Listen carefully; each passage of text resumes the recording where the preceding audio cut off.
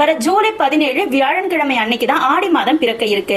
ஆடி மாதத்தில் தான் தட்சநாயனம் தொடங்கி இருக்கிறது. ஆடி மாதம் அம்பாளுக்காக அர்ப்பணிக்கப்பட்ட ஒரு மாதம். அதனாலதான் இந்த மாதத்தை அம்மன் மாதம் அப்படின்னு சொல்லுவாங்க. ஆடி முதல் நாள் தேங்காய் சுடுதல் என்ற நிகழ்வு சேலம், நாமக்கல் மாவட்டங்களில் ஆற்றின் கரையோரங்களில் மிகவும் பாரம்பரியமாக நடத்தப்படுகிறது. ஒவ்வொரு ஆடி வெள்ளி, ஆடி செவ்வாய் அம்மன் கோவில்களில் கூழ் வார்க்கும் திருவிழா மிகச் சிறப்பாக கொண்டாடப்படுகிறது. இந்த ஆடி மாதத்தில் என்னென்ன விசேஷங்கள் எந்தெந்த தேதியில் வருதுன்னு பார்க்கலாம். ஆடி கிருத்திகை ஜூலை 20 ஞாயிற்றுக்கிழமை ஆடி மாதம் 4ஆம் தேதி வருது. ஒவ்வொரு மாதமும் கிருத்திகை நட்சத்திரம் வந்தாலும் ஆடி மாதத்தில் வர கிருத்திகை ரொம்ப ரொம்ப சிறப்பு வாய்ந்தது. இந்த நாள்ல முருகப்பெருமானை விரதம் இருந்து வழிபாடு செய்யறது ரொம்ப ரொம்ப விசேஷமானது. ஆடி அமாவாசை வர ஜூலை 24ஆம் தேதி வியாழன்கிழமை வருது.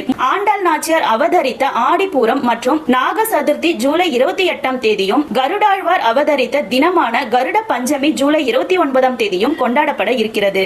ஆடி பெருக்கு அப்படின்னு சொல்லப்படுகின்ற 18ஆம் பெருக்கு ஆகஸ்ட் 3ஆம் தேதி வருது. இது காவிரி நதிக்கு நன்றி செலுத்தும் விதமாகவும் விவசாயம் செழிக்கவும் கொண்டாடப்படும் ஒரு திருவிழாவாகும். கஜேந்திர மோட்சம் ஆடி மாதத்தில் பெருமாள் கோவில்களில் கொண்டாடப்படும் ஒரு சிறப்பு வைபவம் ஆகும். லட்சுமி வாரா என் இல்லமே அப்படின்னு மகாலட்சுமியை வேண்டி விரதம் இருக்கின்ற வரலட்சுமி விரதம் ஆகஸ்ட் 8ஆம் தேதியான 3வது வெள்ளிக்கிழமை கொண்டாடப்பட இருக்கு. எல்லோருக்கும் பிடித்த கிருஷ்ண பகவான் பிறந்த நாளான கோகுலாஷ்டமி ஆகஸ்ட் 16ஆம் தேதியான ஆடி மாதம் 31ஆம் தேதி கொண்டாடப்பட இருக்கு. ஆடி மாதம் முழுவதும் இறை வழிபாட்டில் மனதை செலுத்தி இறைவனின் பூரண அருள் பெற்று வாழ்வோம்.